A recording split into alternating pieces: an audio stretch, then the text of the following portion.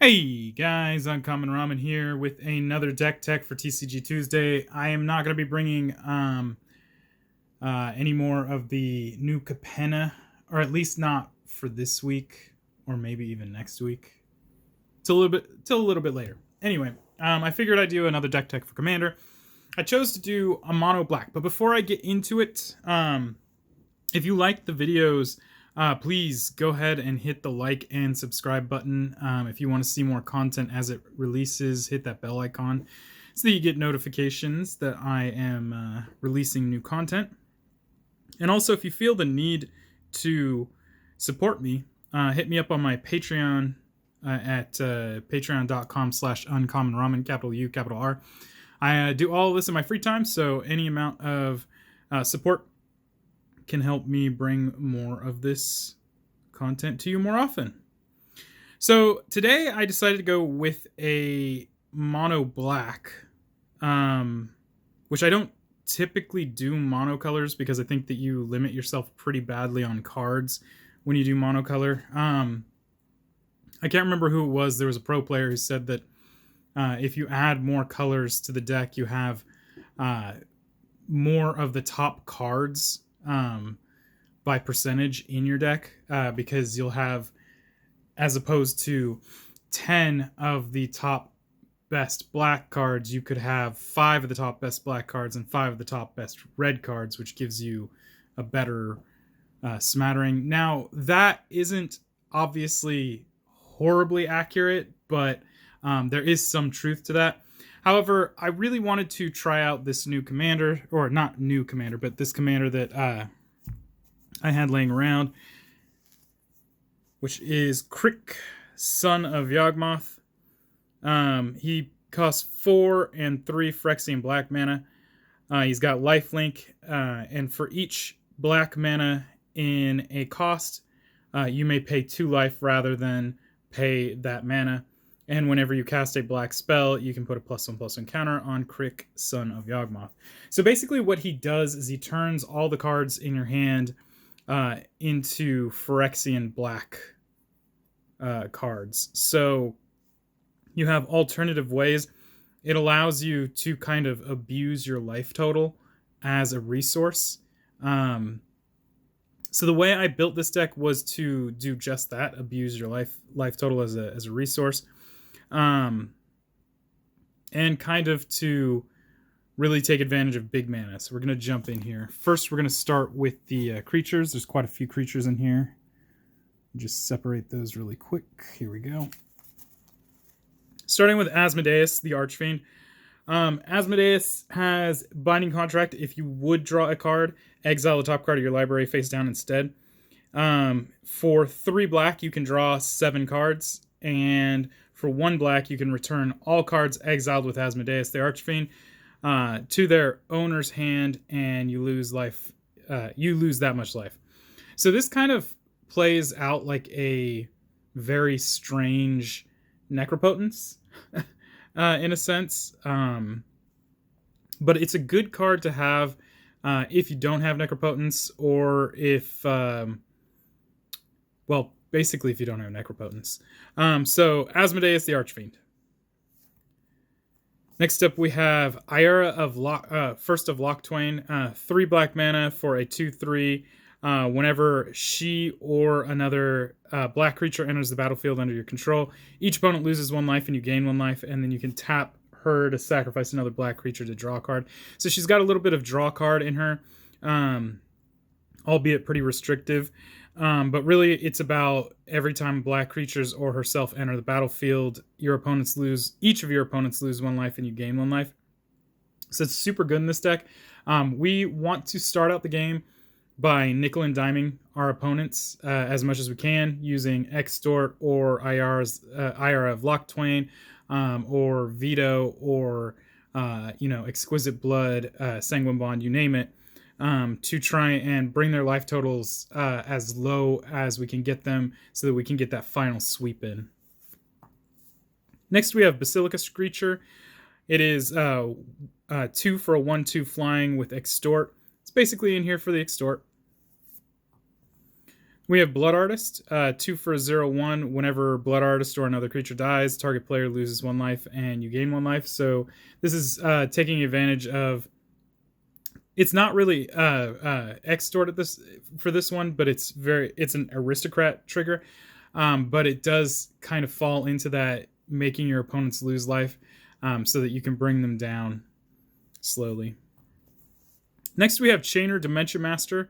All nightmares get +1/+1. Oh, sorry, he's 5 for a 3/3. All nightmares get +1/+1. And for 3 black, you can pay 3 life. Put target creature card from a graveyard into play under your control. That creature is black and is a nightmare in addition to its other types. And then when Chainer, Dimension Master leaves the battlefield, remove all nightmares from the game. So this one is really good because it helps to reoccur any of your creatures that you need back. So any key cards that you really need to have back in play, or creatures that you could use to help close out the game. But also, you can actually reoccur your opponent's creatures as well.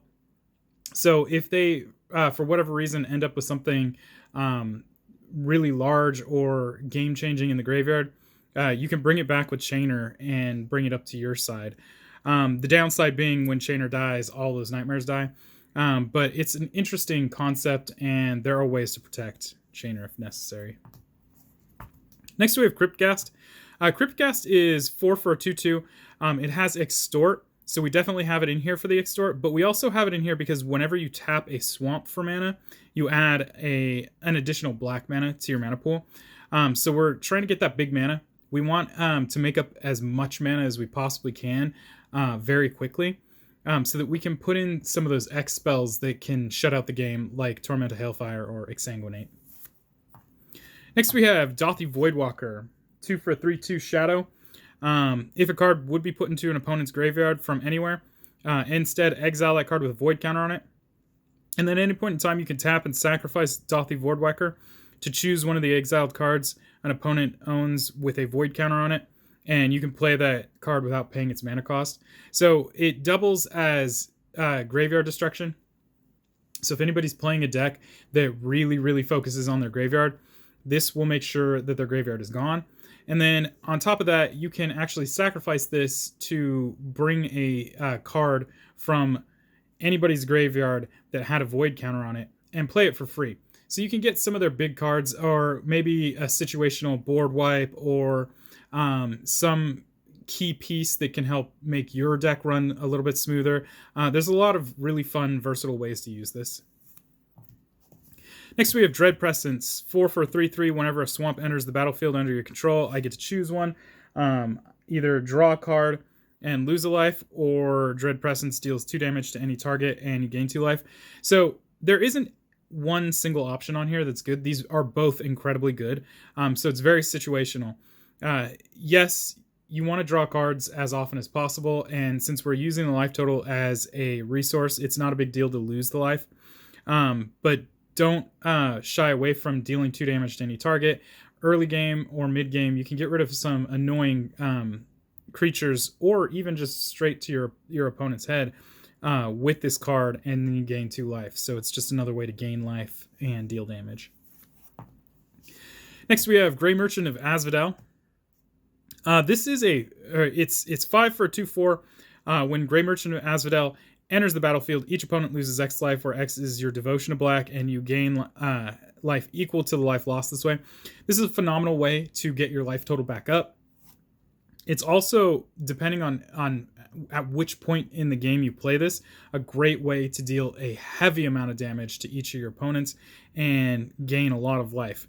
It's a staple in mono black. I can't imagine why you wouldn't want to play this in a mono black deck.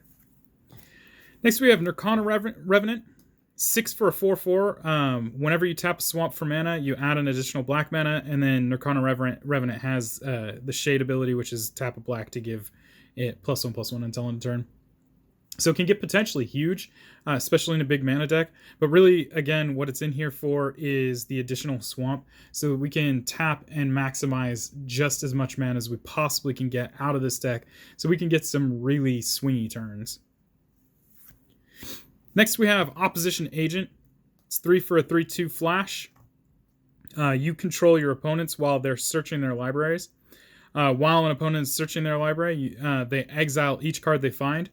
You may play those cards for as long as they remain exiled, and you may spend mana as though it were mana of any color to cast them.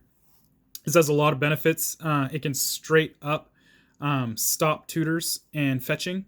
But on top of that, you get to pick the cards that get fetched, and you can choose to play those cards later.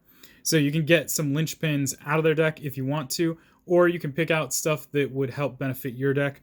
Either way, Opposition Agent is incredible. Next up, we have Pestilence Demon. 8 for 7/6 flying. Pestilence Demon deals 1 damage to each creature and each player. So it's a walking Pestilence. Pestilence is an enchantment that does the same thing.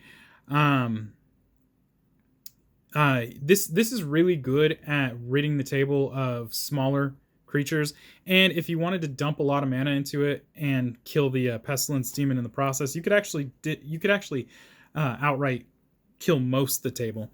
Not to mention, it does damage to players as well.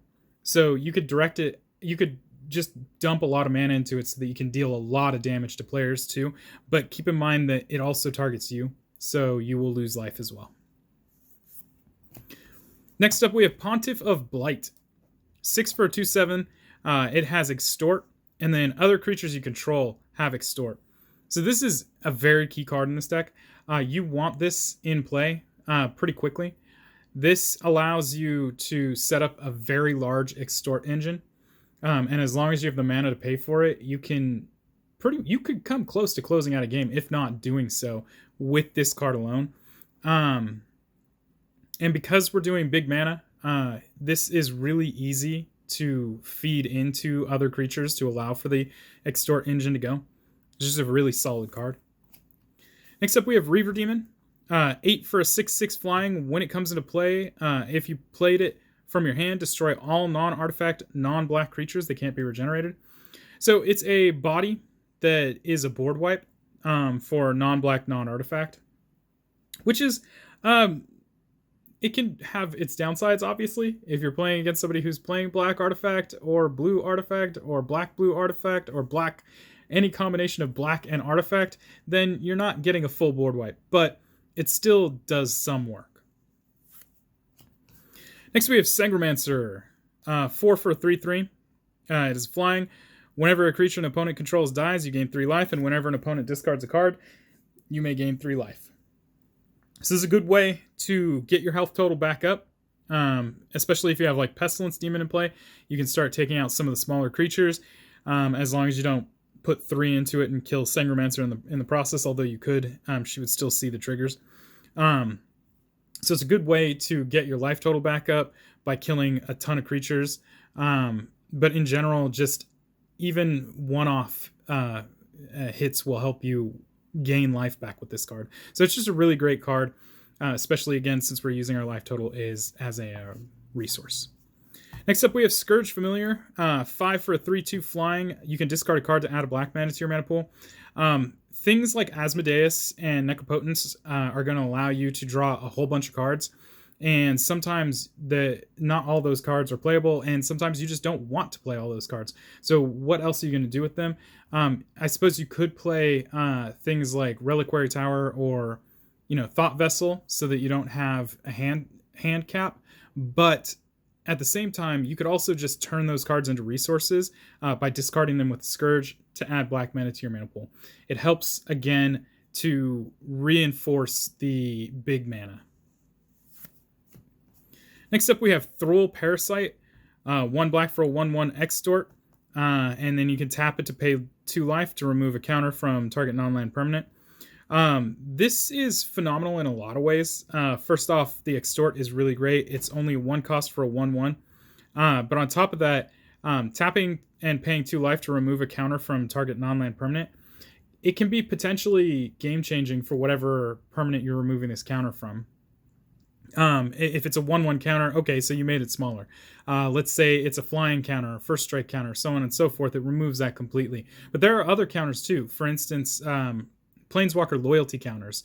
There's a ton of ways to use this, or actually straight up abuse it, that would make this card incredibly good. Next we have Villis, Broker of Blood. 8 for an 8/8 flying. For 1 black, you can pay 2 life. Target creature gets -1/-1 until end of turn. And then whenever you lose life, you draw that many cards.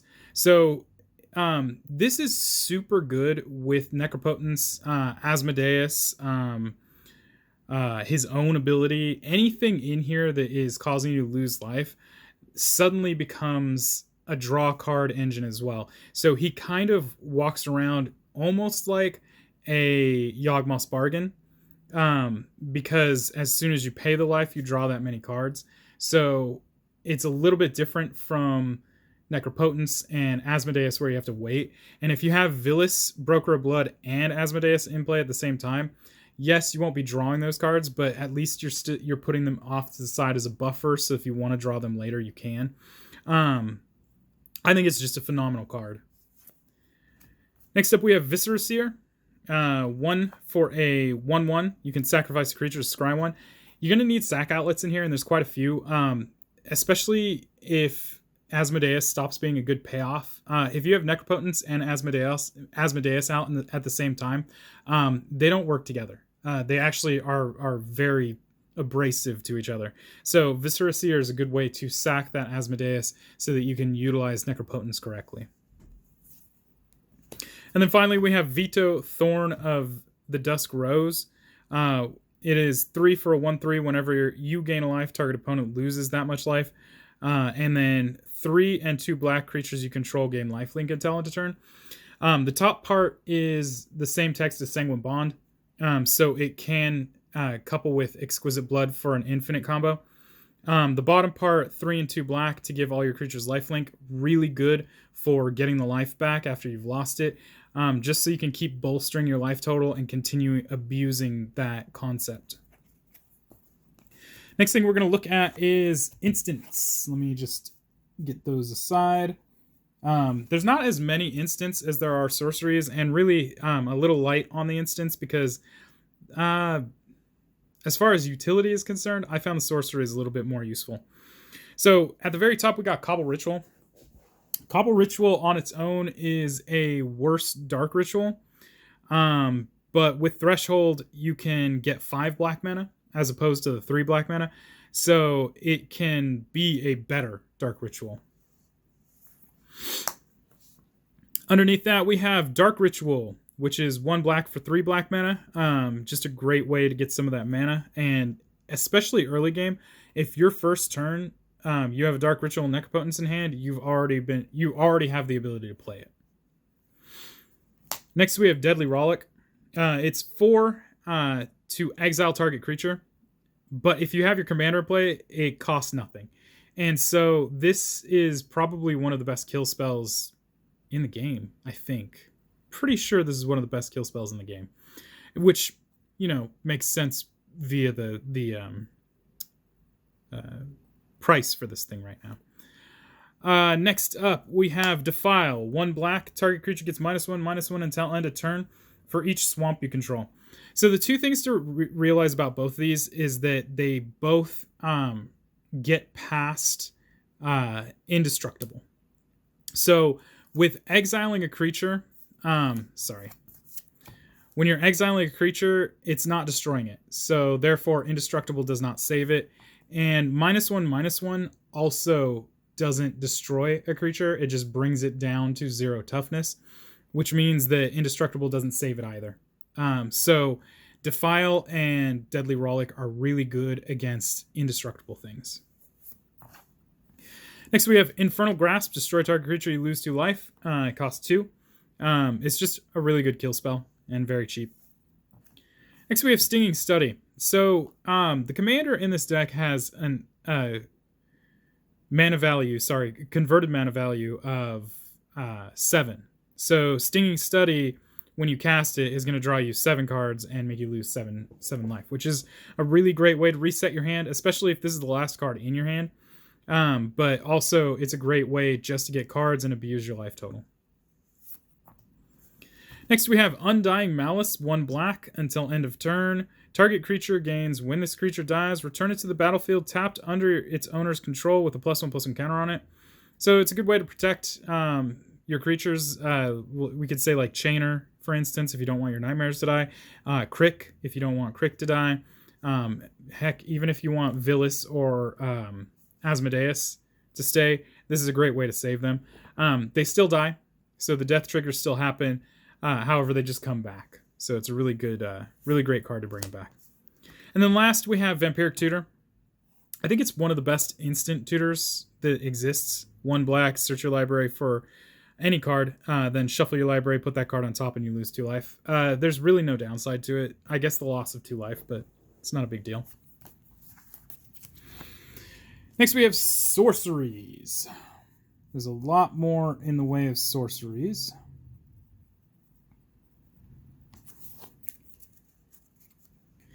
Starting with Beseech the Queen. So it has hybrid mana. It can cost up to 6, but and I believe it has a converted mana cost of 6. But it can also just cost 3 black. You search a library for a card with converted mana cost less than or equal to the number of lands you control. Reveal it and put it into your hand. Then shuffle your library. So it's kind of a tutor. It's a little bit more limited than Vampiric Tutor or Demonic Tutor, but it's just another tutor in the deck, and it's really great. Next, we have Dark Petition. 3 and 2 blacks, search your library for a card and put that card into your hand, then shuffle your library. If you have Spell Mastery, so if there are 2 or more instant or sorcery cards in your graveyard, you get to add 3 mana to your mana pool.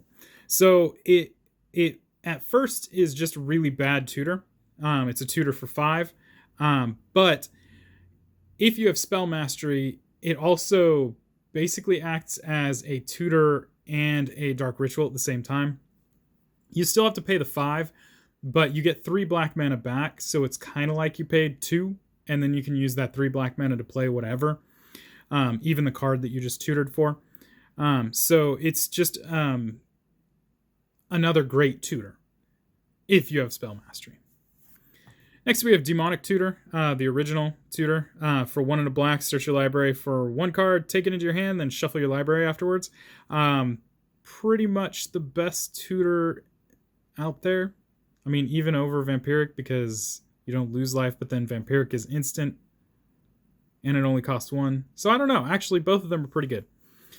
Next up, we have Exsanguinate. Exsanguinate says that each opponent loses X life, you gain life equal to the life lost this way. This can be late game your kill switch, because it can outright kill all of your opponents. As if you spend enough mana. And that's what this deck is about. We're building a huge mana base so that we can dump everything into Exsanguinate and kill all 3 opponents at the same time. So Exsanguinate. Next, we have Feed the Swarm. Feed the Swarm, 1 and a black, destroy target creature or enchantment an opponent controls. You lose life equal to the permanent's converted mana cost. Just another kill spell. We have Grim Tutor. 1 and 2 blacks, search your library for a card, put that card into your hand, then shuffle your library, lose 3 life. So yes, another tutor. We are running quite a few tutors in here. We want the cards that we want when we want them, and we want them quickly. So we have a lot of tutors in here. Next up, we have Night's Whisper. 1 and a black, you draw 2 cards, and then you lose 2 life. Just a quick way to draw cards, especially early game. We have Peer into the Abyss. Target player draws cards equal to half the number of cards in their library, and loses half their life rounded up each time. This is a phenomenal way in the early game, if you can play it early game. I know it costs 7 to get rid of a lot of cards in your opponent's deck, because they get half the cards in their deck into their hand, and then during their discard phase they have to get rid of them. Now, if they're running Thought Vessel, Reliquary Tower, or any numerous ways to kill their hand size, then you might put yourself at a pretty huge disadvantage. On top of that, though, they lose half their life. So it's rounded up, so you're going to take out most of their life. But alternatively, you can actually cast this on yourself. And usually, if you do cast this on yourself, that's pretty much going to be game over. Even if you lose half your life, it's not going to kill you. It can't kill you. It literally can't kill you. But you get half your library, so whatever's left, into your hand, and if you can't find a kill spell at that point, I guess, you probably, I don't know how you couldn't, to be honest. It is what it is. You should probably cast this on yourself. Next up, we have Read the Bones. 2 and a black, scry 2, then draw 2. You lose 2 life. So it's kind of like Night's Whisper, except you get scry first, so you can kind of make sure the cards you get are what you need. We have Reanimate. 1 black. Put target creature card from a graveyard on top of or onto the battlefield under your control. You lose life equal to its mana value. So again, this is a way to get cards from your graveyard back into play, or again, it says return from a graveyard, so you can get those cards from other people that have been causing problems that might help you out. Next, we have Sign in Blood. 2 target player draws 2 cards and loses 2 life. So this is this is the same thing as Night's Whisper, except that you don't have to target yourself with it if you don't want to. Although I don't see why you wouldn't. Next up, we have Tendrils of Agony. 2 and 2 black. Target player loses 2 life and you gain 2 life, and it has Storm. So this is another one of those game-winning cards. So what you do is you build up a huge amount of mana, and then you play anything and everything you can, starting with the cheapest stuff, so that you can create as many instances for the Storm as possible, and then you play Tendrils of Agony as the final part of it, and storm it as many times as possible. With the number of extort triggers and other ways to cause your opponents to lose life, you could possibly shut out the game with this card, although it would be a lot harder than using things like Torment of Hailfire or Exsanguinate.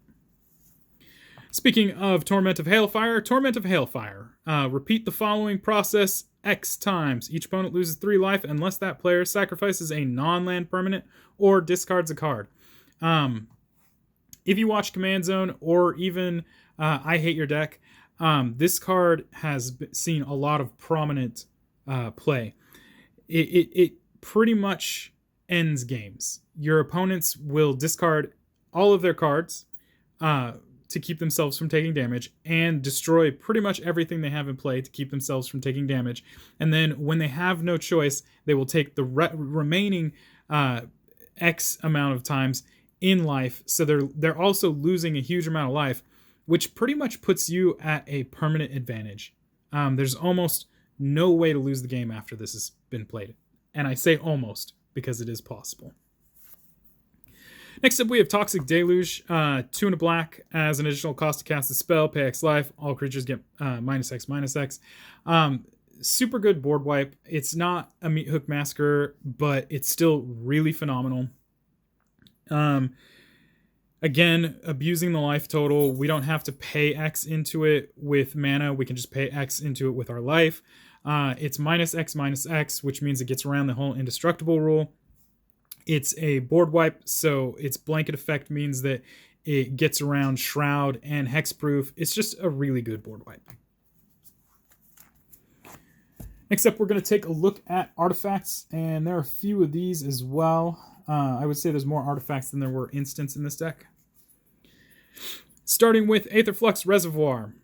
This is in here in the same capacity that it is in Feather, and not so much in the same capacity that it is in Sunspeaker and Firesong, because in here we're not looking to kill all 3 opponents with Aetherflux Reservoir. This is more of a, if I only have 1 opponent left and I have enough life to dump into it, I'm going to kill my opponent with it. But it is a fantastic way to erase a player from the game. Not to mention, whenever you cast a spell, you gain a life for each spell that you've cast that turn. So if you're especially going for that Tendrils of Agony Storm, then this will help you get a whole bunch of life in the process as well. Next, we have Arcane Signet, 2 to tap for Commander's Color Ident. Then we have Bolas the Citadel, 6. You may look at the top card of your library at any time. You may play the top card of your library top card of your library, and if you cast a spell this way, pay life equal to the converted mana cost rather than pay its mana cost. And then finally, you can tap it and sacrifice 10 permanents. Each opponent loses 10 life.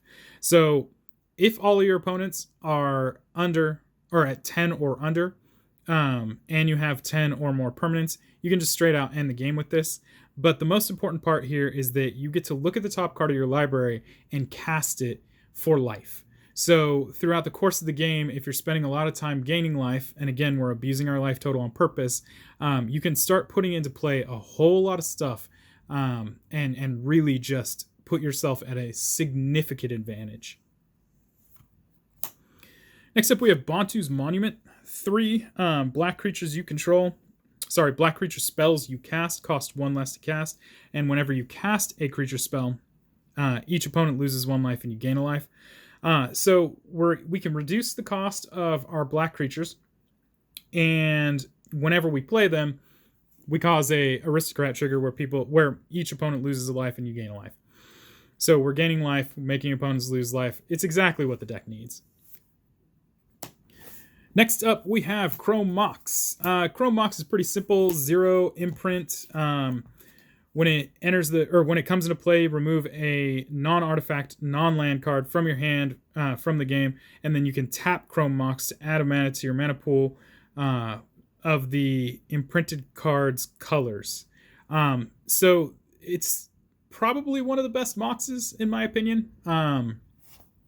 We have Mox Diamond, which is just a downright incredible Mox, and I think maybe that is the one Mox that is better, that is accessible, because we're not talking about the original 5 Moxen. Because Opal Mox requires artifacts to really work, and Mox Amber is specifically for legendaries, or historics, my bad. So I think that Chrome Mox is easily one of the best accessible Moxens. And it's just 0 for a black mana is just really good. Next, we have Demon's Horn. Whenever a player casts a black spell, you may gain a life. So this is actually a double-edged sword. Not double-edged sword for me, a double-edged sword for my opponents, because I'm going to gain life off of it whenever I play a black spell. But if my opponents are playing black, I also gain life every time they play a black spell. And in the times that I've played this, I've played it 2 times. One of the games that we played, 2 other players at the table were playing black, so this thing got out of hand really quickly. Next up, we have Jet Medallion. 2, your black spells cost 1 less to play. Anything to help make things cost less and really make our mana go as far as we can. Next up, we have Lightning Greaves. 2 equipped creature has haste and shroud. Equips for 0. It's a great way to protect your creatures. Great way to get haste out there really quickly. Obviously, what it's in here for is to protect creatures like Crick, Chainer, Asmodeus, you name it. Next, we have Mind Stone.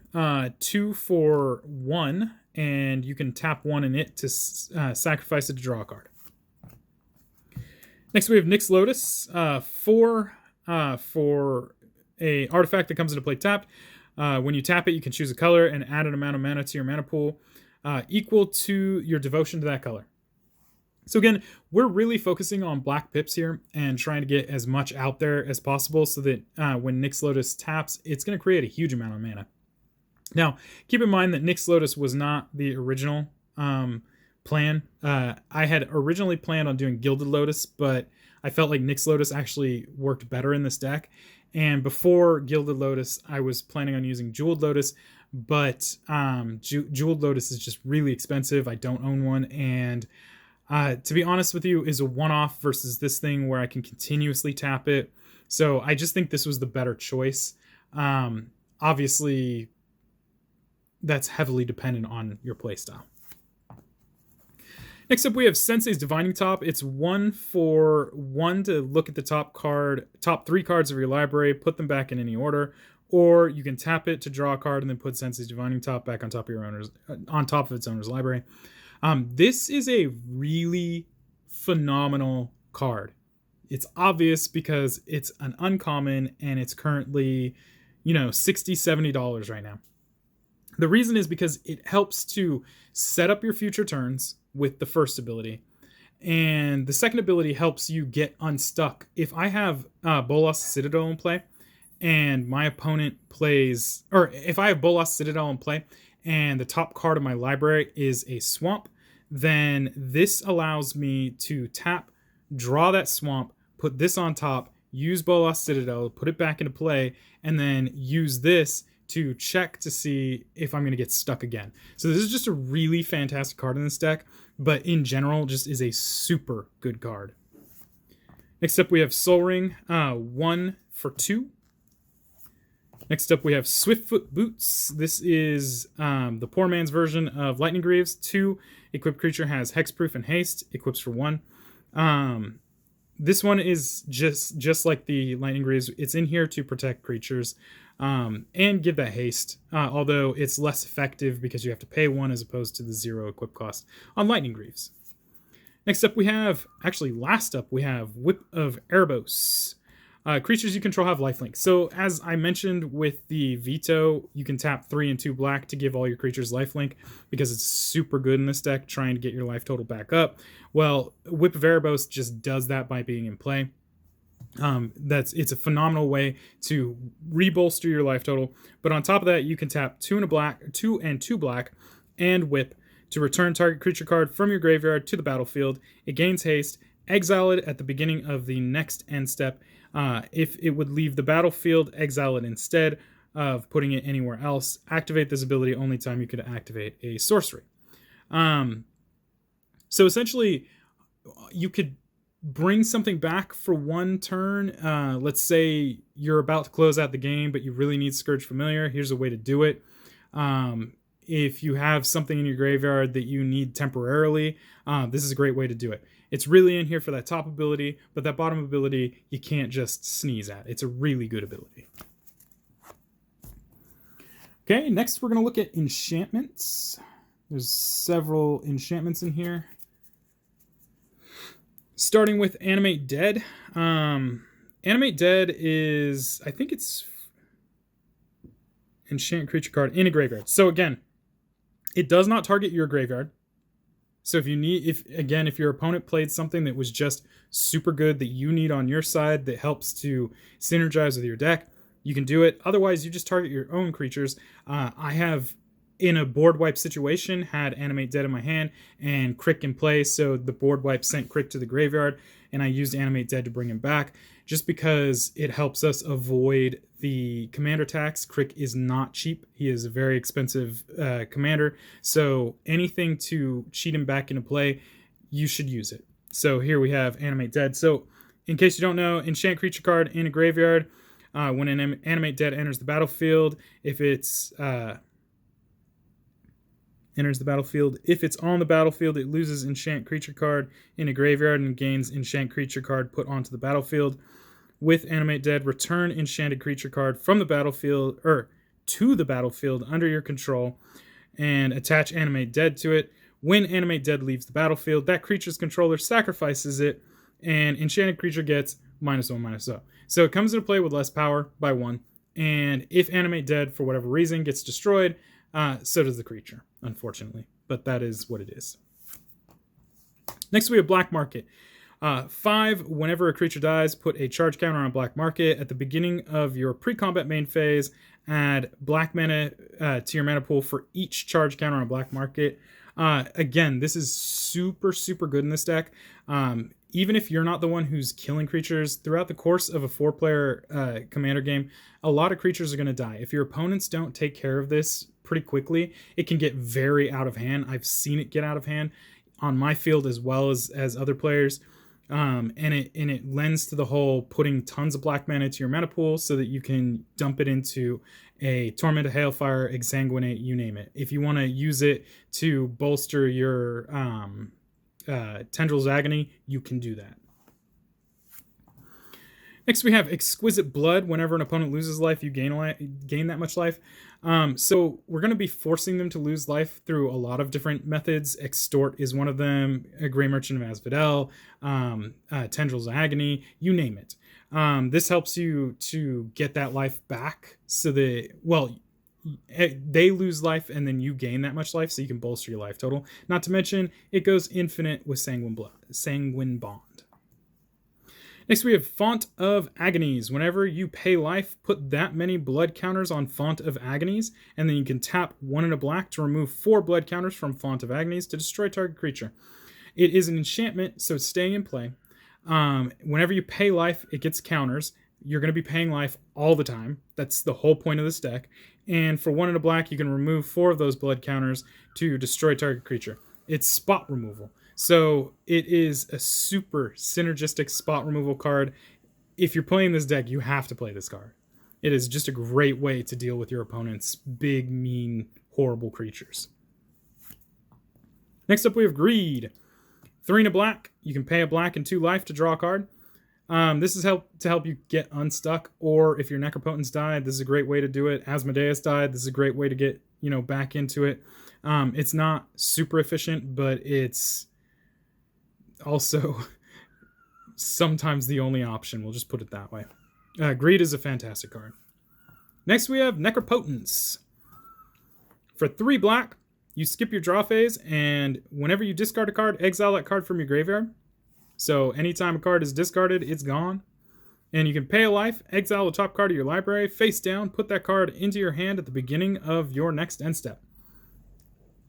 So essentially, what you do is you play this, you draw a whole bunch of cards, you wait for it to get back to your turn, and you do something miserably horrible. It is a way more controlled version of Yawgmoth's Bargain. But with Vilis in play, this thing can go nuts, because Vilis, so every life that you're paying to exile a card, you're also drawing a card. So instead of paying 20 life to draw 20 cards, you could pay 10 life to exile 10 cards, and then with Vilis in play, draw 10 cards. It's also a really great way to bring that Font of Agonies up to any numerous amount of blood counters. It's just a darn good card in this deck, and it's probably a linchpin for this deck. If you're not tutoring for Sanguine Bond or Exquisite Blood, I assume you're going to be tutoring for Necropotence. Next up, we have Phyrexian Arena. 3 at the beginning of your upkeep, you draw a card and lose a life. So it's an early game way to get more cards into your hand, to get more of those options. As it gets late game, this thing becomes less and less effective, especially if you have Necropotence in play or Asmodeus in play. But at the same time, if you have Vilis in play, now you're drawing 2 cards instead of 1 because you're losing a life and Vilis sees that. So it's still a fantastic card. Finally, we have Sanguine Bond. I already mentioned this. It combos with Exquisite Blood. For 5, whenever you gain life, target opponent loses that much life. Exquisite Blood says whenever your opponents lose life, you gain that much life. So they just cycle between each other to infinitely drain out each of your opponents once the cycle goes. It also is the same text that Veto has. So when you play this, you can scare your opponents into thinking you have the Exquisite Blood combo, which you probably do. But if they do target it, you still have Veto to fall back on if you still want to do the combo. Right, next we're going to look at Planeswalkers. There is 1 Planeswalker in the deck. It is Sorin the Mirthless. For 4, he's got 4 loyalty counters to begin with. His +1 is to look at the top card of your library. You can reveal that card and put that into your hand. If you do, you lose life equal to its mana value. So as you can see, the pattern here, we're looking for cards. We're gonna do anything we can to cheat them into our hand and use our life total to kind of, take advantage of that. For -2, you get to create a 2/3 black vampire creature token with flying and lifelink. Aside from not having death touch, it's pretty much a vampire Nighthawk, and anybody who played during that standard knows how incredibly powerful vampire Nighthawk is. And then finally, for -7, Sorin the Mirthless deals 13 damage to any target, and you gain 13 life. So you can get rid of some big, beefy, mean creature that is causing problems for you, or you could just outright deal 13 to a player and gain 13. It does not matter how you use it. The gaining 13 is probably the most important part, because we're trying to rebolster our life total and then turn around and abuse it some more. Just a downright good card in this deck. Next, we're going to look at the non-basic lands. Starting with Bojuka Bog, it is in here for the utility. We want to delete somebody's graveyard, especially if somebody is being abusive to it.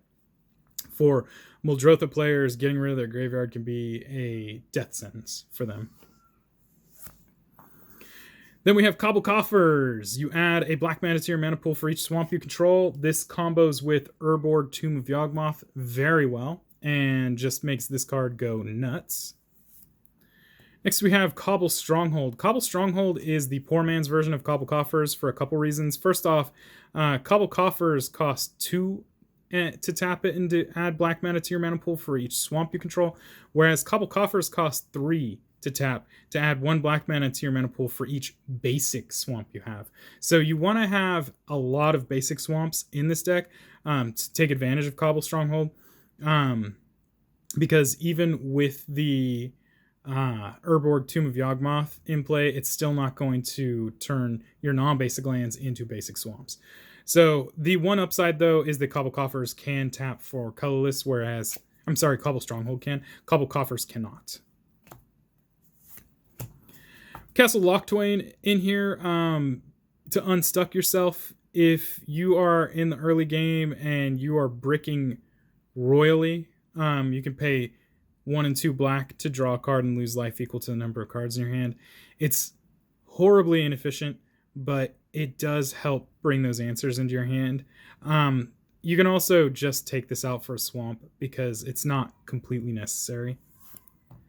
We have Havengul Laboratory. This was originally a Witch's Cottage, but I think that Havengul Laboratory has a lot of really interesting utility in this deck. You can tap it, for the record, if you don't know where this came from, this is from the list from Streets of New Capenna set boosters. Also, anybody who backed the Stranger Things stuff received a version of this card that was Stranger Things themed. But anyway, Havengul Laboratory can tap for colorless, or you can tap 4 and Havengul Laboratory to investigate, which basically gives you a clue token that you can sacrifice to draw a card. And I think that is really incredible by comparison to something like Castle Lochtwain, because you're not really losing life at that point, and it's still allowing you to draw cards. However, the big part here is when it transforms, and I'm going to take this off the screen so I can flip it. Havengul Laboratory transforms into Havengul Mystery if you have enough, if you've drawn enough cards in a single turn with clue tokens. When the land transforms, return target creature card from your graveyard to the battlefield. So this is just another way to reoccur creatures. The cool part is, though, when the creature is put onto the battlefield with Havengul Mystery, when the creature that was put onto the battlefield with Havengul Mystery leaves the battlefield, you get to transform Havengul Mystery back into Havengul Laboratory and redo the process. You can also tap it to pay 1 life to create a black mana while it's in mystery form. But really what we're doing it here for is the utility of bringing your creatures back. Even though it's not horribly efficient by comparison, if you don't have any other options, at least you have Havengul Mystery. Next up, we have Nykthos Shrine to Nyx. You can tap it for a colorless mana, or you can tap 2 and it to choose a color and add mana to your mana pool equal to the to your devotion to that color. So this is right up there with Nyx Lotus. I think it was Nyx Lotus. And it's really in here just to create that big mana. And with all the black pips floating around in here, this can get out of hand pretty quickly. Next, we have Phyrexian Tower. You can tap it for black mana, or you can tap it, sacrifice a creature to add 2 black mana. This is in here, again, for the sack outlet. If Asmodeus is causing problems, this is a good way to get rid of it. Also, if you just need the 2 black mana, this is a good way to do it by sacrificing a creature. Next, we have Reliquary Tower. You have no maximum hand size. This is in here for obvious reasons. You can tap it for colorless, but really no maximum hand size is why it's here. Next, we have Takenuma Abandoned Mire. You can just play it for the swamp, or you can discard Takenuma Abandoned Mire, mill 3 cards, then return a creature or planeswalker card from your graveyard to your hand. This ability costs 1 less to activate for each legendary creature you control. We have quite a few legendary creatures, so this could be as low as 1 black mana, and you get to mill to return creature or planeswalker from the graveyard. Super good card. Finally, we have Urborg, Tomb of Yawgmoth. Each land is a swamp in addition to its other land types. So it really feeds the Cobble Coffers. And it's also in here for obvious reasons. Last is the basic lands. We're going to have 24 swamps in here. 1, 2, 3, 4, 5, 6, 7, 8, 9, 10, 11, 12, 13, 14, 15, 16, 17, 18, 19, 20, 21, 22, 23, 24. And again, the reason we have so many basic swamps in here is because really the Cobble stronghold, but you know, basic swamps, you can't go wrong with them. All right, that is the Crick Son of Yawgmoth deck, at least the one that I built. If you have any questions or comments, please leave those down below. Let's keep it positive. I'll be removing any negative comments. And that's it, guys. Until next time. Peace.